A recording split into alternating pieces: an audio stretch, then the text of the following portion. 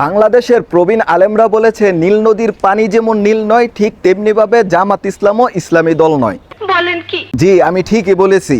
সেটার প্রমাণও এখন আপনাদের কাছে আমি তুলে ধরবো। কি সাক্ষ্য প্রমাণ আছে তোমার কাছে? একটা ইসলামিক দলের নেতা হতে হলে, আমির হতে হলে তাকে ইসলাম সম্পর্কে জ্ঞান রাখতে হবে, ইসলাম সম্পর্কে তার জানা থাকতে হবে।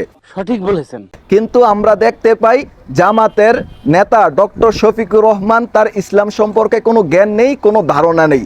তার প্রমাণ হলো সে নিজেই শারদীয় দুর্গাপূজার শুভেচ্ছা জানিয়েছে। কি মানুষ রে বাবা, ছি।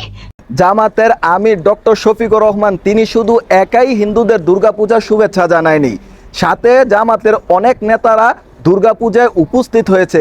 আবার তো কোনো নেতারা দুর্গাপূজায় উপস্থিত হতে পেরে আল্লাহ তাআলার শুকরিয়া আলহামদুলিল্লাহ বলেছে সেখানে গিয়ে।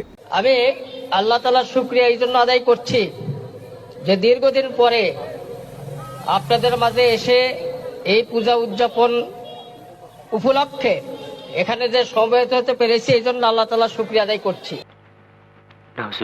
আসুন এবার আমরা জেনে নেই যার মেহনতের কারণে, যার কারণে এদেশের লক্ষ লক্ষ তরুণ যুবকেরা জামাত শিবিরে যোগ দিয়েছে, ওনার মুখ থেকেই শুনে নেই যে কোনো মুসলমান হিন্দুদের পূজায় শুভেচ্ছা জানাতে পারবে কিনা এবং হিন্দুদের পূজায় যে উপস্থিত হতে পারবে কিনা। আবার দুর্গা পূজায় গিয়েও বলে এটা বাঙালি জাতির উৎসব। নাউজুবিল্লাহ। আমি বুঝি না এরপরেও তার ধর্মমন্ত্রিত্ব থাকে কেমন। এইটা মৌলানা নামের কলঙ্ক। চাকরি রক্ষার জন্য থামেন, চাকরি রাখার জন্য মানুষ এইভাবে নিজের ইমান নষ্ট করে। আরে বাবা, দুর্গাপূজা হিন্দুর উৎসব। আমি 1,00,000 বার 1 কোটি বার বলবো, দুর্গাপূজার সাথে এই দেশের মুসলমানদের কোনো সম্পর্ক নাই। এটা মুসলমানদের অনুষ্ঠান নয়।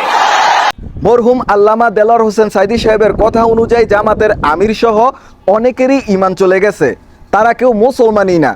আবার তারা নিজেদেরকে ইসলামিক দল দাবি করে, যেখানে তাদের ঈমানই নাই সেখানে তারা ইসলামিক দল হয় কিভাবে? এটা একটা সুন্দর প্রশ্ন, আপনার আসলে খুব টেকনিক্যাল প্রশ্ন।